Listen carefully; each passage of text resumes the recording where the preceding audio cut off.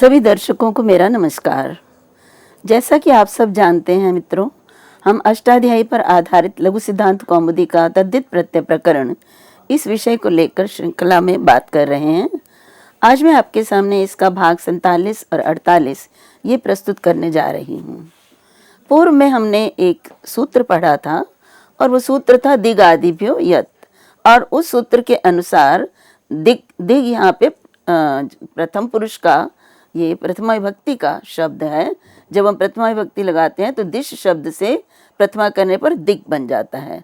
तो यहाँ पर दिग आदिभ्यो में दिश आदि, जब हम शब्द की बात करेंगे तो दिश आदिभ्यो, दिश आदि मीन्स दिश आदि गण में जितने भी शब्द पढ़े गए हैं उनसे यत प्रत्यय लगता है। किस अर्थ में लगता है ये भी हम पूर्व सूत्र में कर चुके हैं, और उसी की अनुवृत्ति यहाँ पे आ रही है, और वो है तत्र भवम। तत्र भवम या तत्र भवः, इस अर्थ में प्रत्यय लगेगा। और किन से लगेगा?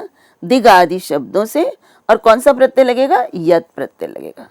तो यहाँ पर हम उसी को आगे जो दिश आदि गण में या दिग आदि गण में शब्द पढ़े गए हैं उन्हीं के संबंध में आगे कुछ और शब्द हैं जिन पर मैं चर्चा करूंगी।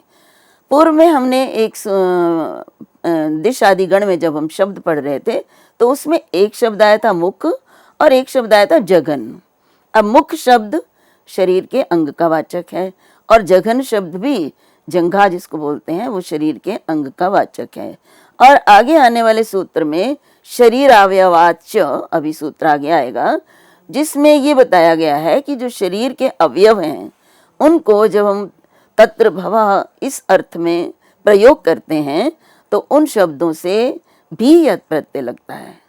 तो यहाँ पे एक प्रश्न स्वाभाविक हो जाता है कि ये जघन शब्द और मुख शब्द दोनों ही शरीर के अंग के वाचक हैं, तो इनको तो शरीरावयवाच्य सूत्र द्वारा यत प्रत्यय हो जाता है, प्राप्त हो जाता है। पुनः दिग आदि के अंतर्गत इनको क्यों रखा गया, इनके लिए यत प्रत्यय करने वाला सूत्र क्यों दिया गया? तो इसके लिए इसका उत्तर यह है कि जब मुख और जघन शब्द शरीर के अवयव के वाचक होते हैं तब तो इनसे शरीरावयवाच्य सूत्र द्वारा शरीर का अवयव होने के कारण यत प्रत्यय होता है। लेकिन ये दोनों शब्द मुख और जघन ये शरीर अवयव से भिन्न अर्थ में भी प्रयुक्त होते हैं। जैसे मुख का मैंने प्रयोग पूर्व अपने व्याख्यान में बताया था कि सेना मुख्यम। तो यहाँ पे जो मुख शब्द है, ये मुख शब्द सेना का मुख अर्थात सेना का जो प्रमुख भाग है, अग्र भाग है, उसके लिए प्रयुक्त हुआ है। तो यह मुख शब्द मुख्य के लिए प्रयुक्त हुआ है, प्रधान के लिए प्रयुक्त हुआ है, ना कि शरीर के अवयव के लिए। इसी तरह यहाँ पर भी जघन शब्द है, तो जघन शब्द शरीर के अवयव का वाचक नहीं है। तो जब शरीर के अवयव का वाचक नहीं होगा तो शरीर अवयवाच्य सूत्र द्वारा तो यत नहीं होगा। तो फिर इस सूत्र से जघन शब्द से यत प्रत्यय होगा जब ये शरीर के अवयव का अर्थ नहीं देगा। तो जघने भवम, जंघा में होने वाला, वास्तव में यह जघने भवन का अर्थ है सेना जघन्यम। जघन्य मीन्स जो सेना के निचले भाग में है, मतलब मुख्य भाग सेना का और नीचे वाला भाग।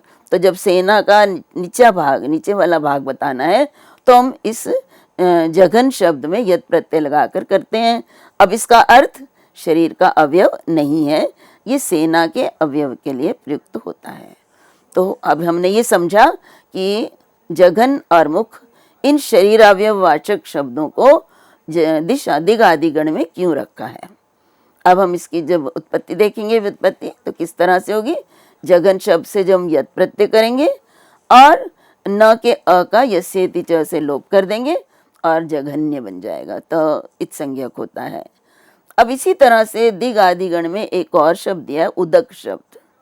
अब उदक शब्द का विशेष अर्थ में बताया गया है और कहा उदकात संज्ञायाम, अर्थात उदक शब्द से जब संज्ञा अर्थ अर्थात किसी व्यक्ति विशेष के लिए, किसी के लिए प्रयुक्त होता है तो तभी उससे यद प्रत्यय होगा।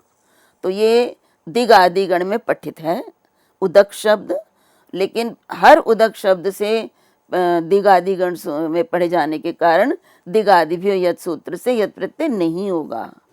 तो अगर नहीं होगा तो फिर हमें उसी किस अर्थ में होगा ये जानना है। तो एक गण सूत्र उस दिगादि गण में ही बताया गया कि उदकात संज्ञायाम, उदक शब्द जब संज्ञावाचक होगा तभी उससे यत प्रत्यय होगा दिगादि गण के कारण, अन्यथा नहीं होगा। तो इसको जब हम उदाहरण से देखते हैं तो हम उदक शब्द से जब यत प्रत्यय करते हैं तो उदक्य बनता है, और उदक्य का स्त्रीलिंग में जब हम प्रयोग करते हैं तो टाप प्रत्यय लगता है, टाप प्रत्यय करके उदक्या बनता है। अब ये उदक्या किसकी संज्ञा है? स्त्री के लिए प्रयुक्त हुआ है कि वो स्त्री जो उदक्या है। तो ये उदक्या अर्थात रजस्वला स्त्री को उदक्या बोलते हैं। तो यहाँ पे उदक जल के लिए यहाँ प्रयुक्त नहीं हुआ है, संज्ञा अर्थ में प्रयुक्त हुआ है, इसलिए यहाँ पर इस सूत्र से यत प्रत्यय हो गया। परंतु यदि वो इस अर्थ में या संज्ञा अर्थ में प्रयुक्त नहीं होता है तो प्रस्तुत सूत्र से यत प्रत्यय नहीं होगा। तो फिर क्या होगा? तो देखिए, उदकम जलम शुद्धि स्नानार्थम अर्हति। अब उदक का अर्थ जल भी होता है जो शुद्धि के लिए, स्नान के लिए होता है। तो जब इस अर्थ में प्रयोग होगा, जल के रूप में जब उदक शब्द का प्रयोग होगा तो सामान्य रूप से अण प्रत्यय होगा। जब कोई प्रत्यय नहीं बताते हैं विशेष प्रत्यय तो फिर सामान्य प्राग दिव्य तो अण सूत्र का ही प्रयोग होता है। तो यहाँ पे उदके भवः या उदके भवम यदि हम प्रयोग करते हैं कि जल में जो होने वाला है तो उसको अण प्रत्यय लगाते हैं, और उदक से अण प्रत्यय लगाकर औदक बन जाता है, उ को वृद्धि हो जाती है, क के अ का लोप हो जाता है, अण का अ मिल जाता है। और ये किसके लिए प्रयोग है? उदक में, उदके भवम मत्स्य, ये जो पानी में रहती है ना मछलियाँ, तो ये औदको जो है उदक स्नान अर्थ जल अर्थ के लिए प्रयुक्त हुआ है। तो इसी तरह से देखिए दिगादिगण में और भी शब्द बताए गए हैं। धाया, मेधा, आकाश, कुछ शब्द मैंने यहाँ निकाले हैं ये बताने के लिए कि धाया शब्द, मेधा शब्द और आकाश शब्द ये वृद्ध शब्द हैं। वृद्ध मीन्स जिनका आदि अच वृद्धि होता है। धा का आदि अच आ वृद्धि हो गया, मेधा का मे का ए वृद्धि हो गया, आकाश का आ वृद्धि हो गया। तो हमने पढ़ा है वृद्धाच्छ, जो वृद्ध संज्ञक शब्द होते हैं उनसे छ प्रत्यय होता है शेष अर्थ में। अब यहाँ पर छ प्रत्यय प्राप्त हो रहा है, लेकिन क्योंकि विशेष सूत्र दिया गया है कि दिग आदि गण में पढ़े गए शब्दों से यत प्रत्यय ही होता है, तो यहाँ पर हम छ प्रत्यय जो प्राप्त हो रहा है उसको नहीं करेंगे, और यहाँ पर कौन सा प्रत्यय हो जाएगा? यत प्रत्यय होकर रूप बनेंगे। तो ये हमें ध्यान देना है कि यदि कोई और प्रत्यय किसी सूत्र से नहीं है तब तो सामान्य जो प्रत्यय हैं वही होंगे, यदि विशेष प्रत्यय दिया गया है तो उसको वही प्रत्यय लगाया जाएगा। अग्रिम सूत्र जिसके विषय में मैंने अभी आपको चर्चा की थी, शरीर अवयवाच्य, और इस सूत्र के अनुसार शरीर मतलब शरीरम प्राणी काया, शरीर मीन्स प्राणी का शरीर, प्राणी की काया, और शरीर अवयव शरीर का अंग। तो शरीर का कोई भी अंग उस अंग के वाचिनः वाचक शब्द से, प्रातिपदिक से यत प्रत्यय हो जाता है। तो शरीर अवयवात, पंचमी भक्ति है यहाँ पे, शरीर अवयवात, तो शरीर के अवयव के वाचक प्रातिपदिक से क्या हो जाता है? च कहा, च पूर्व सूत्र से ही चला आ रहा है कि इससे भी, तो क्या होता है इससे भी? जो पूर्व सूत्र में यत बताया गया है दिग आदिभ्यो यत, तो यत प्रत्यय होता है। और अर्थ किसमें, किसका अर्थ चला आ रहा है? तत्र भवः, तो तत्र भवः इस अर्थ में। तो देखिए वृत्ति तुरंत स्पष्ट हो जाती है, यदि हम पूर्व सूत्रों के संबंध में जानकारी रखें तो वृत्ति में कोई परेशानी नहीं होती है। अब ये भी अण का अपवाद है। अब अण का अपवाद है, मैंने बताया आपको कि सामान्य रूप से अण प्रत्यय प्राप्त होता है, लेकिन विशेष सूत्र द्वारा कहा कि नहीं, शरीर के अवयव का वाचक यदि कोई प्रातिपदिक है तो फिर अण नहीं होगा, क्या होगा? यत ही होगा। तो इसलिए अणोपवादः बोला। तो अब हम उदाहरण देखते हैं। पहला उदाहरण है दंत। अब दंत शब्द शरीर के अंग का वाचक है। जब हम कहते हैं कि दांतों में होने वाला, मान लीजिए दांतों में कोई विकार है, तो उसको हम दांतों में होने वाले विकार को क्या बोलेंगे? तो एक तो हम ये कह देते हैं दंतेषु भवम, लेकिन अगर हम एक ही शब्द से कहना चाहते हैं कि दांत में मेरे कुछ अगर विकार है या कुछ भी विशेष चीज़ है, तो उसको बताने के लिए हम क्या कहेंगे? तो दंतेषु भवम, दांतों में, भवम तत्र भवम अर्थ में है तो होने वाला, तो इस अर्थ में दंत शब्द से यत् प्रत्यय का प्रयोग होगा, क्योंकि दंत शरीर का अव्यय है। तो दंत और यत् लगाने पर दंत्य बनता है और दंत्यम, इसी तरह से कंठ्यम, इसी तरह से ओष्ठ्यम, ये रूप हमारे बनते हैं। कंठ शब्द से, ओष्ठ शब्द से, जब हम कंठ में जो होने वाला है उसे कंठ्यम बोलेंगे, होठों में जो होने वाला है उसको ओष्ठ्यम बोलेंगे। अब ये ध्यान रखना है कि जब हम विग्रह करते हैं तो ये ध्यान रखना पड़ेगा कि दंतेषु भवम होना चाहिए, क्योंकि दांत एक नहीं, हम दांत का जब भी दंत का प्रयोग करते हैं तो बहुवचन में प्रयोग करते हैं, तो दंतेषु आएगा, दंते नहीं आएगा। इसी तरह से कर्ण एक वचन है, इसलिए कर्णे भवम इसका विग्रह होगा। ओष्ठ दो होते हैं, इसलिए ओष्ठ्यो हो भवम, ये इस तरह से हमें उसका प्रयोग करना है। और तत्र भवः, तत्र सप्तम्यंत है, इसलिए दंतेषु सप्तम्यंत है, कर्णे सप्तम्यंत है, ओष्ठयोः भी सप्तम्यंत है। और जब हम इसमें प्रत्यय लगाने लगते हैं तो हम इसका अलौकिक विग्रह करते हैं। तो जब हमने कहा दंतेषु, तो दंत सुप और भव अर्थ में अण। अगर पूरी प्रक्रिया मैं आपको बता रही हूँ, क्योंकि बार बार एक प्रक्रिया को बताने से बहुत समय भी आपका खराब होता है और आप एक चीज़ को जान गए हैं। तो हमेशा जब भी मैं आपको बताती हूँ प्रयोग में, तो आपको ये ध्यान रखना है कि पहले हमें विग्रह करना है, और विग्रह लौकिक भी अलौकिक भी, और फिर अलौकिक विग्रह करने के बाद फिर सुपो धातु प्रातिपदिकयों से उनका लोप हो जाता है प्रत्यय करने के बाद, और फिर रूप बनता है दंत से यत्, कर्ण से यत् और ओष्ठ से यत् प्रत्यय लगाने के बाद। अब यहाँ पर एक वार्तिक दिया, अध्यात्मादेश ठञ् इष्यते। यहाँ पे ये सूत्र कहता है कि जो अध्यात्म आदि शब्द हैं, ये वार्तिक है आचार्य कात्यायन का, उनसे ठञ् प्रत्यय करना चाहिए। तो देखिए आत्मा भी हमारे, अब मैं दर्शन में नहीं जाऊंगी, दार्शनिक रूप में देखें तो आत्मा शरीर से बिल्कुल भिन्न है। शरीर, आत्मा भले ही शरीर में रहता है, लेकिन आत्मा शरीर से बिल्कुल भिन्न है। लेकिन यहाँ पर शरीर अवयव के रूप में हम आत्मा शब्द को यदि लें, तो यहाँ पे इन्होंने कहा कि अध्यात्मादेश ठञ् इष्यते, कि जो अध्यात्म आदि शब्द हैं उनसे ठञ् प्रत्यय होना चाहिए। तो यत् प्रत्यय नहीं होगा। तो देखिए यहाँ पर भी कहीं ना कहीं आचार्य पाणिनि भी, आचार्य कात्यायन भी उसी दार्शनिक तथ्य को स्वीकार करते हैं कि यहाँ पर शरीर के अवयव के रूप में इसको नास लेकर अलग से उसके लिए वार्तिक दिया गया है। तो यहाँ पे वार्तिक के कारण ही हम यत् प्रत्यय ना लगाकर ठञ् प्रत्यय लगाते हैं, जो कि शरीर के अवयव से इनको एक तरह से पृथक कर देता है। अब यहाँ पे देखिए अध्यात्म शब्द से ठञ् प्रत्यय लगता है। अध्यात्म आदि में और भी शब्द हैं, लेकिन अभी मैं आपको अध्यात्म शब्द की बात करती हूँ। तो अध्यात्म शब्द से हमें कौन सा प्रत्यय प्राप्त हो रहा था? यत् प्रत्यय, लेकिन वो प्रत्यय ना होकर इस वार्तिक से ठञ् प्रत्यय होता है। अब सबसे पहले अध्यात्म शब्द किस तरह से बनता है, अध्यात्म शब्द का क्या अर्थ है, तो उसको जानना भी आवश्यक है। तो अध्यात्म, अध्यात्मम, ये इसका अर्थ है आत्मनि। अगर मैं लौकिक रूप से इसका अर्थ देखूं तो अध्यात्म का अर्थ होता है आत्मा में, और आत्मा में अर्थात आत्मनि। आत्मन शब्द सप्तमी एक वचन आत्मनि बनता है। और हमने अव्ययी भाव समास किया हुआ है। अध्यात्म बनाने का जो विधि है उसकी, वो है आत्मन और फिर नी और अधि, यही हम विग्रह करते हैं अलौकिक भी।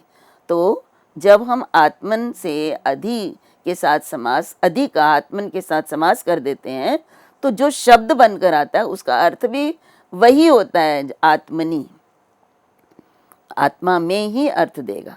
इसीलिए मैंने आपको कहा कि अध्यात्म शब्द का अर्थ है आत्मा में। तो आत्मन का जब अधि के साथ समास करते हैं तो अव्ययी भाव समास की विधि हम सब पूर्व में कर चुके हैं समास प्रकरण में, इसलिए हमारा जो रूप बनता है वो अध्यात्म बन जाता है। और अध्यात्म, अब हम कह रहे हैं कि आत्मा में होने वाला, हम यही अर्थ करना चाहते हैं ना, तो अध्यात्मम भवम, आत्मा में होने वाला। अब यहाँ पे एक प्रश्न उठता है कि अध्यात्मम क्यों कहा, अध्यात्मनि क्यों नहीं कहा। तो ये ध्यान रखिए, जब हम अव्ययी भाव समास करते हैं तो उसका प्रयोग नपुंसक लिंग एक वचन में ही होता है, और यहाँ तक कि उसकी विभक्ति का लोप भी हो जाता है। तो सु का अम हो जाता है अकारांत होने के कारण। ये सब समास प्रकरण में है। तो अध्यात्मम बनेगा, उसमें एक ही विभक्ति आती है और कोई विभक्ति नहीं आती है, सु को अम हो जाता है। तो अध्यात्मम भवम, और फिर भवम अर्थ में यहाँ पे वार्तिक से यहाँ ठय प्रत्यय होता है। और जब हम अध्यात्म शब्द से ठय प्रत्यय करते हैं तो ठय प्रत्यय का य इच संज्ञक है और ठ को इक हो जाता है, ठस्य कहा सूत्र द्वारा। तो जब ठ को इक करते हैं तो अध्यात्म, और साथ में अ को आदि वृद्धि करते हैं यस्येति तद्धितेषु अचाम आदि सूत्र द्वारा। तो जब वृद्धि करते हैं तो आध्यात्म, ठ को इक, तो आध्यात्मिक रूप हमारा बन जाता है आध्यात्मिकम। तो ये ठय प्रत्यय करके हमारा रूप बनता है। और क्यों ठय प्रत्यय किया, क्योंकि वार्तिक के अनुसार यहाँ पे ठय प्रत्यय का विधान किया गया है। अब इसमें जो बताया गया ना अध्यात्मादि गण, इसमें अध्यात्मादि गण भी नहीं कहेंगे, अध्यात्मादि शब्द। तो उनमें आदि किस द्वारा हम आदि दैविकम, आदि भौतिकम, ऐहिलौकिकम, पारलौकिकम, ये शब्द भी हम ठय प्रत्यय लगाकर बनाते हैं। अब देखिए ठय प्रत्यय लगा के हम इसको पहले आदि दैविकम किस तरह से बनता है। तो आदि दैविकम बनता है, इसमें शब्द कौन सा, अधिदेवम। अधिदेवम मीन्स होता है देवेशु, अभी मैंने आपको बताया देवेशु। तो यहाँ पे देव नी के स्थान पर यदि हम बहुवचन का प्रयोग करते हैं तो सुप भी कर सकते हैं, देव, सुप और अधि, ये हम यहाँ पे अलौकिक विग्रह करेंगे। यहाँ पर भी अव्ययी भाव समास बनकर अधिदेवम बनता है। अब अधिदेवम का अर्थ क्या है, देवताओं में। तो देवताओं में भवम मीन्स होने वाला। अब अधिदेवम भवम, यहाँ पे हम जब इसको विभक्ति लगाएंगे और साथ में तद्धित प्रत्यय का प्रयोग करेंगे तो यहाँ पर ठय प्रत्यय होगा। तो अधिदेव से ठय प्रत्यय लगाने पर, ठ को इक करने पर अधिदेव और इक बनता है। अब यहाँ देखिए, जब हमने अ को वृद्धि करी जैसे पूर्व में करी थी, तो आदि वृद्धि करने पर आधिदैविक बन गया हमारा, आधिदैविक। ये शुद्ध रूप नहीं है। तो इसके लिए अगला सूत्र हमें देखना है कि अनुशतिक आदि नाम च, और ये सूत्र कहता है कि एशाम, एशाम मीन्स अनुशतिक आदि शब्द, इनके उभय पद वृद्धि स्यात्, इनके दोनों पदों को वृद्धि होनी चाहिए। कब होनी चाहिए, ङिति, णिति, किति च। यदि ङित प्रत्यय हो, ङित मीन्स ञ इत संज्ञक वाला प्रत्यय, अणित प्रत्यय हो, न इत संज्ञक वाला प्रत्यय, या क इत संज्ञक वाला प्रत्यय यदि बाद में हो, तो इन अनुशतिक आदि गण में पढ़े गए जितने भी शब्द हैं इनकी केवल आदि वृद्धि नहीं होगी, इनके दोनों पदों की वृद्धि होगी, अर्थात पहले पद की भी और दूसरे पद की भी।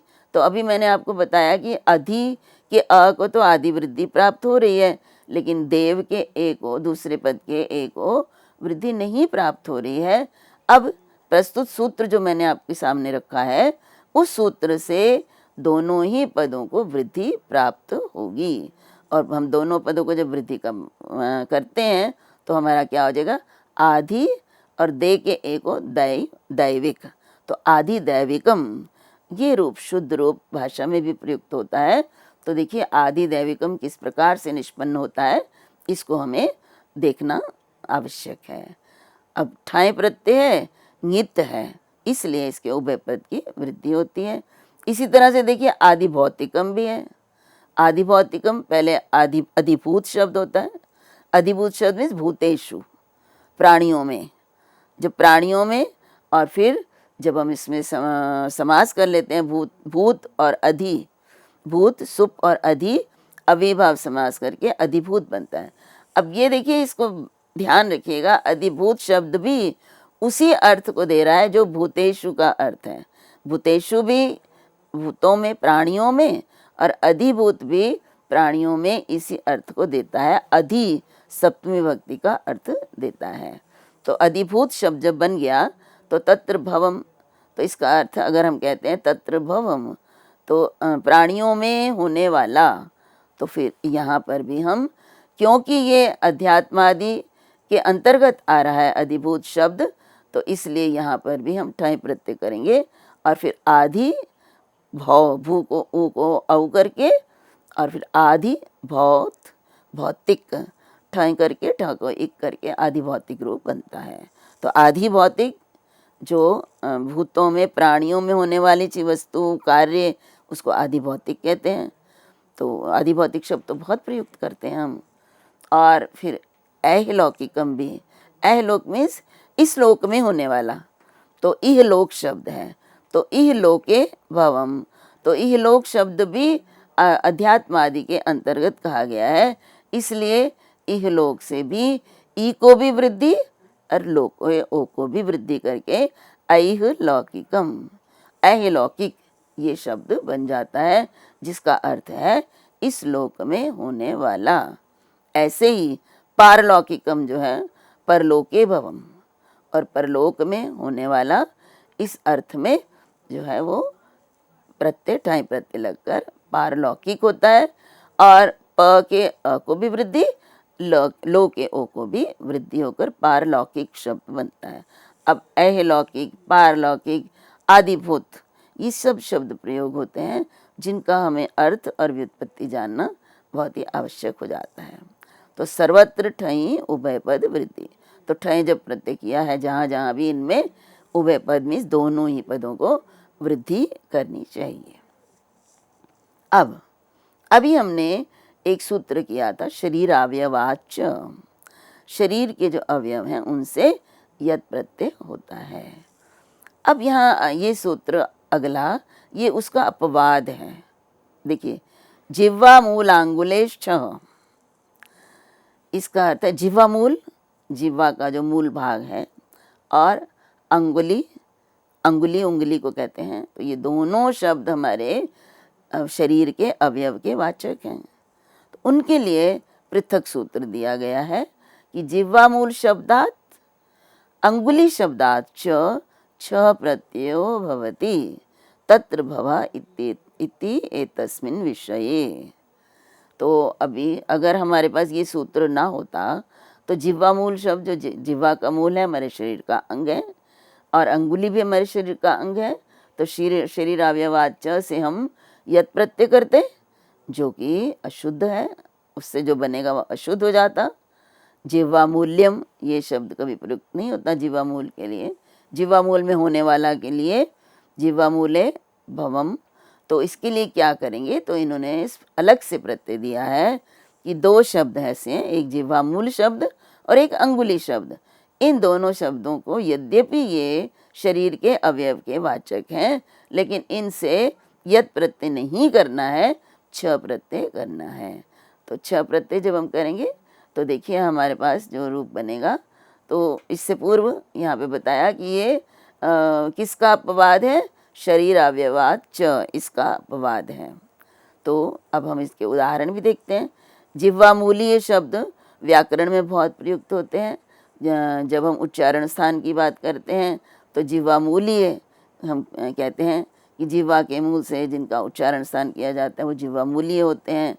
और उसके बाद उनको ये जिह्वा मूली कैसे बनता है, तो जिह्वा मूले भवः या भवम, उसको कहते हैं जिह्वा मूलियम। तो जिह्वा के मूल से जिनका उच्चारण स्थान होता है तो हम जिह्वा मूली उन्हीं इसीलिए कहते हैं ना उनको। तो जिह्वाया मूलम। सबसे पहले जिह्वा मूल शब्द बनाना है और जिह्वा मूल शब्द है जिह्वाया मूलम। और फिर हम कहते हैं कि जिह्वा के मूल में होने वाला, तो जिह्वा मूले भवम। और तत्र भव इस अर्थ में जिह्वा मूल शब्द यद्यपि शरीर अवयव का वाचक है, लेकिन यहाँ जिह्वा मूल आंगुलेश छ कहने से छ प्रत्यय होगा, ना कि यत प्रत्यय होगा। छ प्रत्यय को ईय कर देते हैं और जिह्वा मूली है, ये रूप निष्पन्न होता है। इसी प्रकार से अंगुली शब्द, अंगुली शब्द उंगली को कहते हैं, संस्कृत में अंगुली प्रयोग होता है और अंगुली उंगली के लिए प्रयुक्त होता है। तो यहाँ पे जैसे हम कहते हैं अंगुलीयम, अंगुली किसको कहते हैं? जो हमारी उंगली में जो हम डालते हैं, पहनते हैं, जो अंगूठी है उसको बोलते हैं। तो अंगुली कैसे बनता है? तो मतलब अंगूठी में होने वाला, अर्थात जो अंगूठी में हमें दिखाई देता है, प्राप्त होता है, उंगली में प्राप्त होता है, उसके लिए ये अंगुलीय शब्द प्रयुक्त होता है। तो अंगुली, तो अंगुल्याम भवम, जो उंगली में होने वाला है, जो उंगली में प्राप्त होता है, उसको हम क्या कहते हैं? अंगुलीय। तो वो भी अंगुली शब्द से यत प्रत्यय ना होकर छ प्रत्यय होकर और अंगुलीय शब्द निष्पन्न होता है। तो इस प्रकार से हमने देखा कि यद्यपि ये शरीर के अंग के वाचक हैं, लेकिन फिर भी यदि विशेष सूत्र अपवाद के रूप में दिया गया है तो उस सूत्र से ही हम कार्य करेंगे, जो सामान्य सूत्र प्राप्त हुआ है उससे नहीं होगा। तो ध्यान में रखना है कि शरीर अवयववाच्य सूत्र से हम एकदम से देख के कह दें कि शरीर के अवयव का वाचक है, इसलिए इससे प्रत्यय हम यत करेंगे, तो वहाँ पर जो है गणित के समान जब हम सिद्धि करने जाएंगे तो वो सिद्धि जो होनी चाहिए वो नहीं हो पाएगी। तो अभी के लिए इतना ही। अगले व्याख्यान में इसी प्रकरण को मैं आपके सामने आगे प्रस्तुत करूँगी। नमस्कार।